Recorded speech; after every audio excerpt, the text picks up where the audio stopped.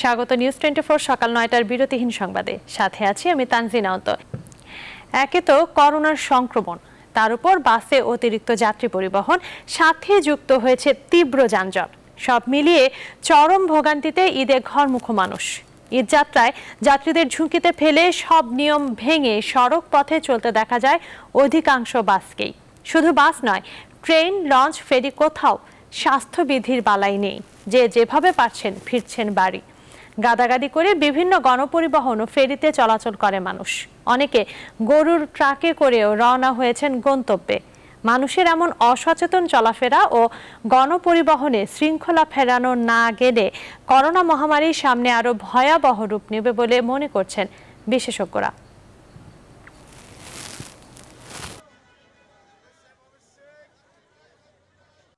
স্বাস্থ্যবিধি মেনে কতটুকু তারা নিচ্ছে যাত্রী, এটাও একটু দেখার বিষয়। সেভাবে মেনটেন করা হচ্ছে না এখনো। অনেকেই দেখা যায় যে মাস্ক ছাড়াই ঘুরতেছে। ডাবল ভাড়া নিচ্ছে কিন্তু এক সিটে দুইজন করে। সীমতে মানে লোক দিতেছি, রাত্রি ভালো বুঝা এরকম নিতেছি, মাস্কের লাগে লোক নিন আমরা।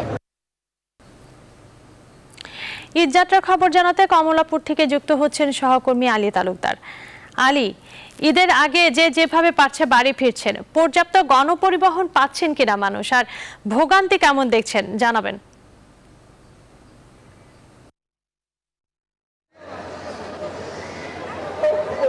ধন্যবাদ তানজিনা।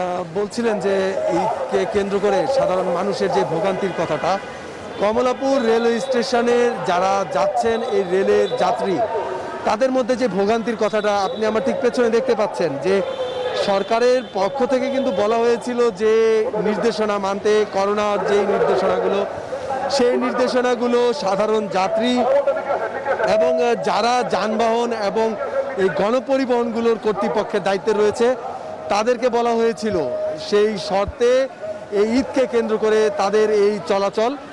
তবে সাধারণ যাত্রী যারা, তাদের মধ্যে যেই নানা অজুহাত বা উদাসীনতাগুলো দেখা গিয়েছে, সেই বিষয়গুলোতে যারা কর্তৃপক্ষের দায়িত্বে রয়েছেন তারা কিন্তু কঠোর অবস্থানে নিয়েছে। বিশেষ করে আমি কিছুক্ষণ আগে আপনাকে বাসের যে চিত্রটা দেখাচ্ছিলাম, এই রেলওয়ের চিত্রটা কিন্তু সম্পূর্ণ আলাদা।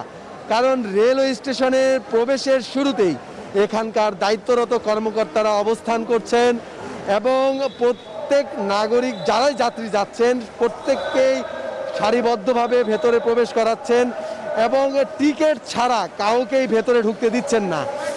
এছাড়া একটি বিষয় বলে রাখি যে সাধারণ যাত্রীদের দুর্ভোগের কথা বলছিলেন। সাধারণ যাত্রীদের যে দুর্ভোগের কথা, সেই দুর্ভোগের চিত্র কিন্তু প্রতি বছরই আমরা লক্ষ্য করি। তো সেই বিষয়গুলো নিয়ে কর্তৃপক্ষ একটি আলাদা ব্যবস্থা নিয়েছে।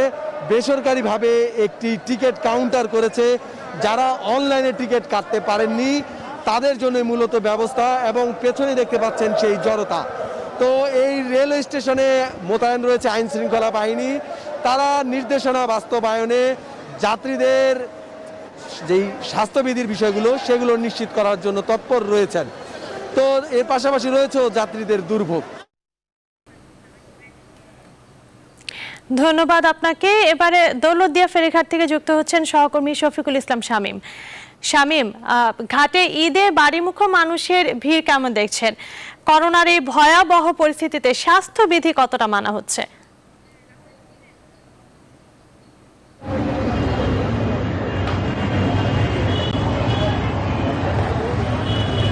ধন্যবাদ।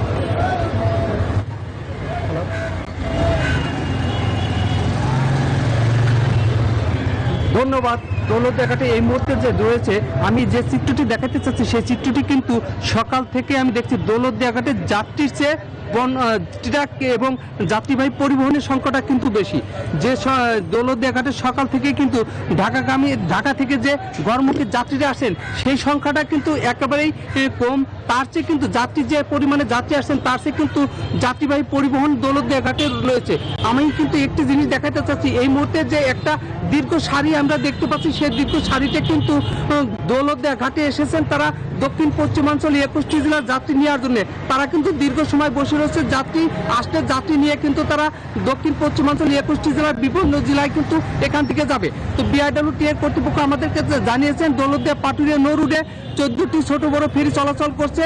তো 14টি ছোট বড় ফেরি চলাচল করার কারণে কিন্তু দৌলতদিয়া ঘাটে যাত্রী পারাপারে কোনো সমস্যা হচ্ছে না। এই নৌরুটে কিন্তু 17টি লঞ্চ চলাচল করছে। যাত্রী পারাপারের কোনো সমস্যা না হওয়ার কারণে কিন্তু সকল যাত্রী দৌলতদিয়া ঘাটে আসছে সহজেই। আর দৌলতদিয়া ঘাট থেকে কিন্তু পর্যাপ্ত পরিমাণ লোকাল গাড়ি থাকার কারণে কিন্তু এ সকল যাত্রীরা সহজেই কিন্তু দৌলতদিয়া ঘাটে এসে গন্তব্যস্থানে যেতে পারছে। তো যাত্রীদের কিন্তু একটি অভিযোগ রয়েছে, তারা কিন্তু বলছেন যে গাড়ির সংখ্যাটা অতিরিক্ত থাকলেও কিন্তু ভাড়া কিন্তু দ্বিগুণ তিগুণ দিতে হচ্ছে। দুগুণ তিগুণ ভাড়া দিয়ে কিন্তু তাদেরকে গন্তব্যস্থানে যেতে হচ্ছে। আর যাত্রীদের যে বিষয়টি আমরা দেখতে পাচ্ছি সেখানে কিন্তু সামাজিক দূরত্ব বজায় রাখার বিষয়টি আমরা কিন্তু দেখতে পাইনি। গাদাগাদি করেই কিন্তু তারা গন্তব্যস্থানে যাওয়ার চেষ্টা করছে। তো এই ছিল দৌলতদিয়া ঘাটের সর্বশেষ সংবাদ। ধন্যবাদ শামীম, আর সেই সাথে ধন্যবাদ আলীকে। দর্শক, ঈদ যাত্রার খবর জানাচ্ছিলেন সহকর্মীরা। চলে যাচ্ছি পরের খবরে। পবিত্র ঈদ উল আজহার ছুটির পর আগামী 23 জুলাই শুক্রবার সকাল 6টা থেকে আগামী 5 আগস্ট পর্যন্ত কঠোর লকডাউন। এ সময় গার্মেন্টস সহ সব ধরনের শিল্প কারখানা বন্ধ রাখার নির্দেশনা আগেই দিয়েছেন জনপ্রশাসন প্রতিমন্ত্রী ফরহাদ হোসেন। ঈদের পর 14 দিনের যে লকডাউন আসছে তা কঠোর থেকে কঠোরতম হবে। এ সময় ঢাকাকে পুরোপুরি বিচ্ছিন্ন করার নির্দেশনা রয়েছে। এছাড়া করোনা নিয়ন্ত্রণে স্বাস্থ্যবিধি নিশ্চিতে কোনো ছাড় দেয়া হবে না। এ বিষয়ে জিরো টলারেন্স নীতিতে রয়েছে সরকার। এদিকে ঈদের পর বিধিনিষেধে অফিস বন্ধ থাকলেও সরকারি কর্মচারীদের নিজ নিজ কর্মস্থলে উপস্থিত থেকে মাঠ পর্যায়ে অর্পিত দায়িত্ব পালনের নির্দেশ দিয়েছে মন্ত্রিপরিষদ বিভাগ। মন্ত্রিপরিষদ বিভাগ থেকে এই নির্দেশনা দিয়ে সব সচিবকে চিঠি পাঠানো হয়েছে।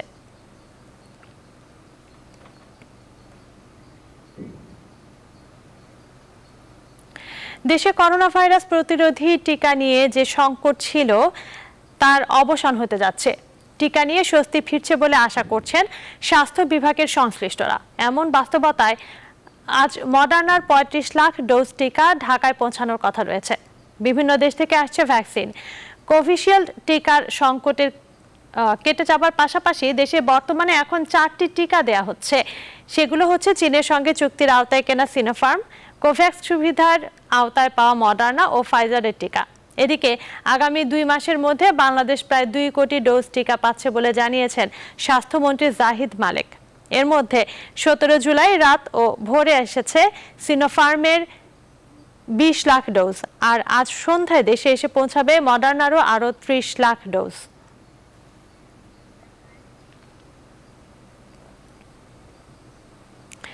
আবারও করোনাতে দৈনিক মৃত্যু 200 ছাড়িয়ে গেল। গত 24 ঘন্টায় ভাইরাসটিতে আক্রান্ত হয়ে 225 জনের মৃত্যু হয়েছে। এ নিয়ে মোট প্রাণহানি 17,894 জন। এছাড়া গত একদিনে নতুন শনাক্ত তার আগের দিনের চেয়ে অনেক বেড়েছে। গত 24 ঘন্টায় করোনাতে নতুন করে শনাক্ত হয়েছে 11,578 জন।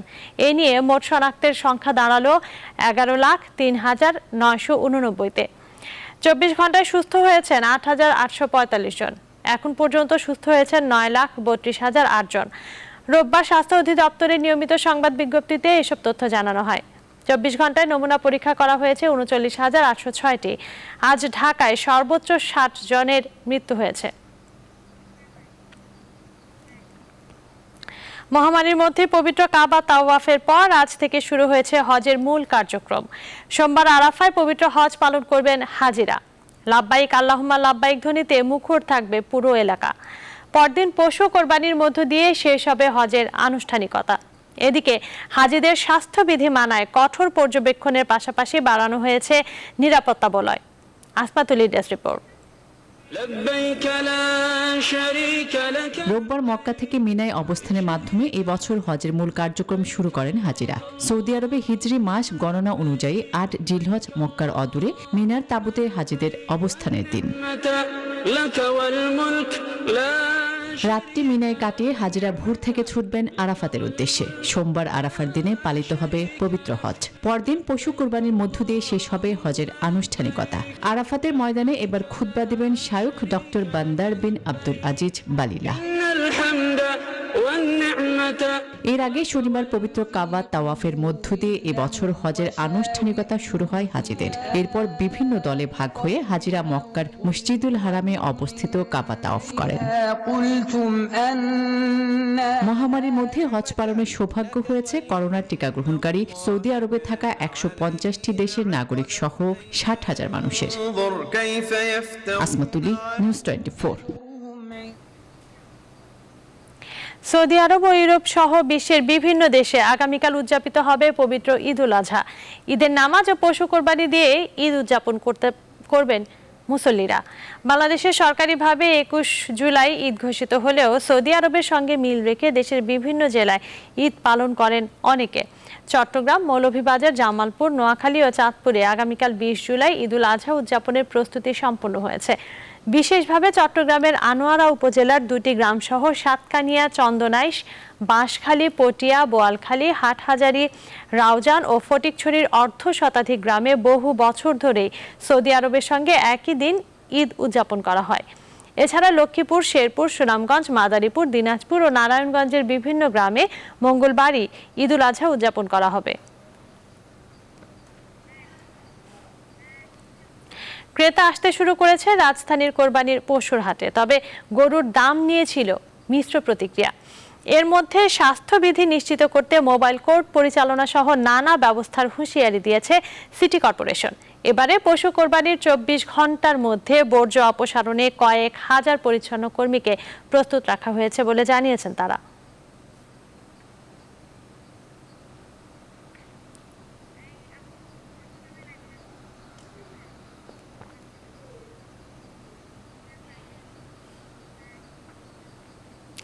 দর্শক, এ বিষয়ে বিস্তারিত জানাতে চট্টগ্রামের বিবির হাট থেকে যুক্ত হচ্ছেন সহকর্মী নয়ন বড়ুয়া। জয়, চট্টগ্রামের হাটে পশু কেনাবেচা কতটা জমে উঠেছে?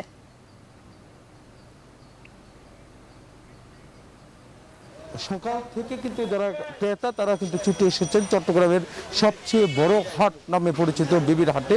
আপনি অবশ্যই দেখতে পাচ্ছেন দেশের বিভিন্ন জায়গা থেকে কিন্তু অনেক গরু কিন্তু নিয়ে এসেছেন। প্রতিবারই আমরা দেখি যখন কোরবান আসে তখন কিন্তু আসলে দেশের বিভিন্ন প্রত্যন্ত অঞ্চল থেকে কিন্তু চট্টগ্রামের মানুষ যেহেতু কোরবানির পশু সবচেয়ে বেশি জবাই করে, তার কারণে কিন্তু আসলে যারা ব্যাপারী তারা কিন্তু এই গরুগুলো কিন্তু তাদের পালন করা গরুগুলো কিন্তু তারা চট্টগ্রামের বাজার হাটে কিন্তু নিয়ে আসেন। তো এবারে তার কোনো ব্যতিক্রম আমরা দেখছি না। আমরা যেই গরু আপনাকে দেখাতে চাচ্ছি ৮ লক্ষ টাকা দাম দিচ্ছে। লাল রঙের গরুর প্রতি চট্টগ্রামের মানুষের কিন্তু খুব একটা পছন্দ, তার কারণে কিন্তু লাল রঙের গরুর দামও কিন্তু অনেকটা বেশি। এমনকি শুধু বিবির হাট নয়, চট্টগ্রাম শহরে কিন্তু আসলে আরও ৫টি গরুর হাট আছে, কিন্তু সেই হাটেও কিন্তু আমরা দেখছি কিন্তু আসলে গরুর কোনো সংকট নেই। দেশীয়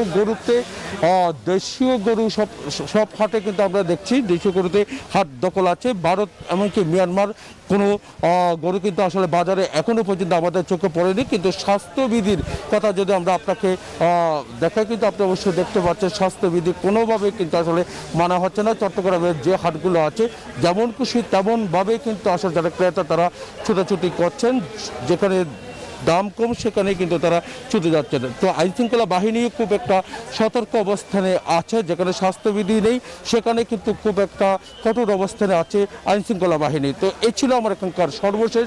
ফিরে যাচ্ছি স্টুডিওতে তানজিনের কাছে। ধন্যবাদ জয়। দর্শক, চট্টগ্রামের গরুর হাটের খবর জানাচ্ছিলেন সহকর্মী নয়ন বড়ুয়া। জয়। টেকনোক্র্যাট কোটায় প্রতিমন্ত্রী হিসেবে শপথ নিয়েছেন পরিকল্পনা কমিশনের সাধারণ অর্থনীতি বিভাগের সাবেক সদস্য ডক্টর শামসুল আলম। সন্ধ্যায় বঙ্গভবনে তাকে শপথ বাক্য পাঠ করান রাষ্ট্রপতি মোহাম্মদ আব্দুল হামিদ।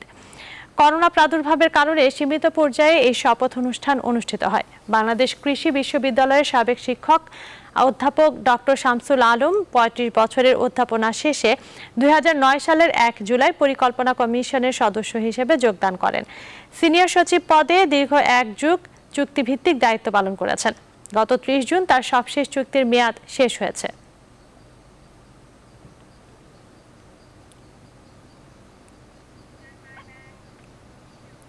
প্রাণঘাতী করোনা ভাইরাস সংক্রমণের মধ্যে দেশে ডেঙ্গু পরিস্থিতির আরও অবনতি হতে পারে বলে আশঙ্কা প্রকাশ করেছে স্বাস্থ্য অধিদপ্তর। এ থেকে পরিত্রাণের জন্য ঘুমানোর সময় মশারি টানানোর পরামর্শ দিয়েছে তারা। রোববার দুপুরে সারা দেশের করোনা পরিস্থিতি নিয়ে স্বাস্থ্য অধিদপ্তরের নিয়মিত বুলেটিনে এই আশঙ্কার কথা জানান অধিদপ্তরের মুখপাত্র ডাক্তার নাজমুল ইসলাম। ডেঙ্গু আক্রান্ত রোগীর সংখ্যা 81 জন এবং জানুয়ারির 1 তারিখ থেকে জুলাই মাসের 17 তারিখ পর্যন্ত মোট রোগীর সংখ্যা 1139 জন।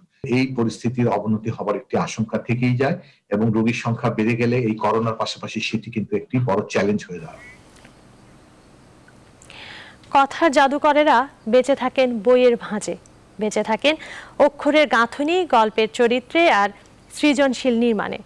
জীবন থেকে বিচ্যুতি ঘটলেও তারা রয়ে যান বর্তমানেই। হুমায়ুন আহমেদ তেমনই একজন লেখক। আজ তার নবম মৃত্যুবার্ষিকী, আর এমন দিনে সাহিত্যের এ ধ্রুবতারা সম্পর্কে তার বইয়ের প্রকাশকরা বললেন তার পাঠকপ্রিয়তা কমেনি একটুও। সুকন্যা আমিরের প্রতিবেদন। উপন্যাস দিয়ে নিজের প্রতিভা প্রকাশ পেলেও লেখালেখি তার শুরু কবিতা দিয়ে, এরপর নাটক, শিশু সাহিত্য, বৈজ্ঞানিক কল্পকাহিনী, গান, চলচ্চিত্র পরিচালনা, শিল্প সাহিত্যের প্রতিটি শাখাতেই করেছেন বিচরণ। সাফল্য নিজ থেকে ধরা দিয়েছে তার কাছে। বাংলাদেশের বইয়ের পাঠক তৈরি এবং সৃজনশীল প্রকাশনা শিল্পকে গতিশীল করতে অপরিসীম অবদান রেখেছিলেন হুমায়ুন আহমেদ। সাহিত্যের এ ধ্রুবতারা সম্পর্কে এমনটাই জানিয়েছেন তার বইয়ের প্রকাশকরা। হুমায়ুন আহমেদের নতুন বইয়ের একটি কারিশমা ছিল, সে ম্যাজিকের মতো কিন্তু পাঠক টেনে নিয়ে আসতো, নতুন পাঠক তৈরি হতো। সেই সময়েই প্রকাশনা শিল্পের যে ভিতটা তৈরি হয়েছিল, সেই ভিতটা এতটাই মজবুত ছিল যে সেই ভিতটা কিন্তু ক্রমান্বয়ে প্রকাশনাটাকে আরো প্রসারিত করেছে। হুমায়ুন আহমেদের লেখনীর শূন্যতা তৈরি হলেও পাঠক প্রিয়তা কমেনি এক চুলো। জীবন থেকে কিংবদন্তি এই লেখকের বিচ্যুতি ঘটলেও আজও তিনি বর্তমান। তার বইয়ের সংখ্যা তো অনেক, মৌলিক বইয়ের সংখ্যা হতে প্রায় 250-এর উপরে। তো কাজে যারা আগের বইগুলো পড়েনি সেগুলো পড়ছে, আবার প্রতিনিয়ত কিন্তু আবার নতুন পাঠকও তৈরি হচ্ছে। সৃষ্টিশীল মানুষের শূন্যতার জায়গা কখনো তৈরি হয় না। তার যে অসংখ্য সৃষ্টি তিনি রেখে গেছেন, আমরা মনে করি এগুলোর মাঝেই হুমায়ুন আহমেদ আছেন। উনি বইমেলায় আছেন, উনি দক্ষিণ হয়ে আছেন, উনি নুহাসপল্লীতে আছেন, উনি সেন্ট মার্টিনে আছেন। হ্যাঁ, উনি সর্বত্র বিচরণ করছেন।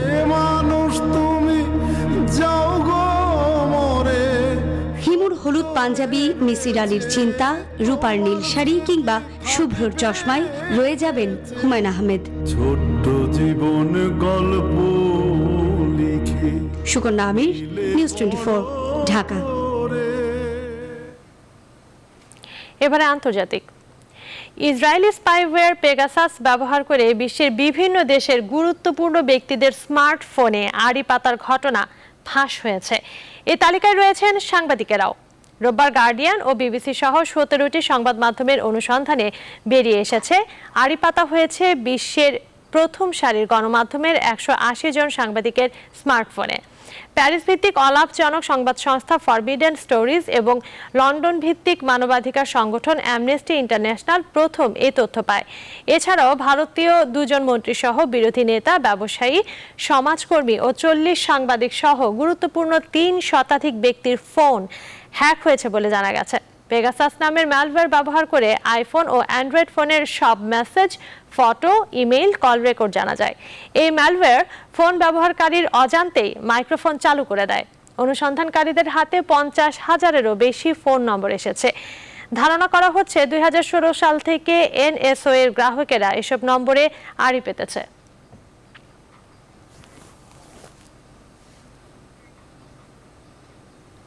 এবারে খেলার খবর। 3 ম্যাচ ওয়ানডে সিরিজের দ্বিতীয়টিতে জিম্বাবুয়েকে 3 উইকেটে হারিয়েছে বাংলাদেশ। এর মধ্য দিয়ে 1 ম্যাচ হাতে রেখে ওয়ানডে সিরিজ জিতে নিল টাইগাররা। জিম্বাবুয়ের দেয়া 241 রানের টার্গেট এদিন 5 বল হাতে রেখে ছুঁয়ে ফেলে বাংলাদেশ। হাড্ডাহাড্ডি লড়াইয়ে এদিন বল হাতে 2 উইকেট নেবার পাশাপাশি ওয়ানডে ক্যারিয়ারে নিজের 49তম অর্ধশতক তুলে নিয়েছেন সাকিব।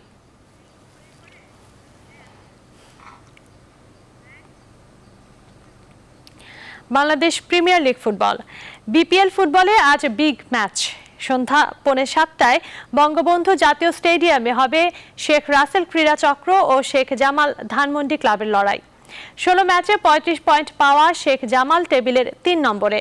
কোচ শফিকুল ইসলাম মানিকের অধীনে এবারের মৌসুমে দুর্দান্ত খেলতে থাকা শেখ জামাল নিজেদের শেষ 5 ম্যাচে পেয়েছে একটি হারের দেখা। বাকি 4 ম্যাচের মধ্যে সবচেয়ে বড় জয় চট্টগ্রাম আবাহনীর বিপক্ষে 3-1 ব্যবধানে। এদিকে জায়ান্ট শেখ রাসেল ক্রীড়া চক্র আছে টেবিলের 6 নম্বরে। 17 ম্যাচে সাইফুল বাড়ি টিটুর দলের আছে 27 পয়েন্ট। প্রতিপক্ষ শক্তিশালী হলেও এই ম্যাচে জয় নিয়ে মাঠ ছাড়তে মরিয়া আশরাফুল রানার দল। এদিকে দিনের প্রথম ম্যাচে বিকেল 4:30টায় আরামবাগের প্রতিপক্ষ সাইফ স্পোর্টিং ক্লাব। 74তম কান চলচ্চিত্র আসরে টপ মডেল হলেন বাংলাদেশের মেয়ে Masuda Akter Priyoti. Top model award পেয়ে উচ্ছ্বসিত বাংলাদেশি আইরিশ এই সুন্দরী। বিস্তারিত জানাচ্ছেন চন্দ্রানী চন্দ্রা। বিশ্ব চলচ্চিত্রের অন্যতম জমজমাট আসর কান চলচ্চিত্র উৎসব। আসরে টপ মডেল নির্বাচিত হয়েছেন বাংলাদেশের মডেল অভিনেত্রী মাকসুদা আক্তার প্রিয়তি। আর সেই আসর থেকে এমন প্রাপ্তিতে উচ্ছ্বাসিত প্রিয়তি জানান, টপ মডেলের অ্যাওয়ার্ড পাওয়া স্বপ্নের মতো লাগছে। কান উৎসবের আয়োজক দেশটিতে ফ্রান্স সহ বিশ্বের নানা দেশের মডেলরা অংশ নিয়েছেন। উৎসবে ইন্টিগ্রিটি ম্যাগাজিন আয়োজিত প্রতিযোগিতায় অংশগ্রহণ করে টপ মডেল অ্যাওয়ার্ড জয় করেছেন আয়ারল্যান্ডের নাগরিক এই সুন্দরী। বাংলাদেশের মেয়ে প্রিয়তি ঢাকায় শৈশব কাটলেও কৈশোরে চলে যান আয়ারল্যান্ডে। সেখানে মডেলিং শুরু করেন। পেশাগতভাবে বৈমানিক হিসাবে কাজ করছেন তিনি। বাংলাদেশি বংশোদ্ভূত প্রিয়তি মিস আয়ারল্যান্ড 2014 প্রতিযোগিতায় বিজয়ের মুকুট মাথায় তুলেছেন। শুধু তাই নয়, মিস আর্থ 2016 প্রতিযোগিতায় বিজয়ী হন। এরপর অংশ নেন বিভিন্ন প্রতিযোগিতায়। নানা দেশে নানা পুরস্কার ও স্বীকৃতি অর্জন করে নিয়েছেন প্রিয়তি। চন্দ্রানী চন্দ্রা, নিউজ 24। এই ছিল এখনকার মতো। সাথে থাকার জন্য ধন্যবাদ।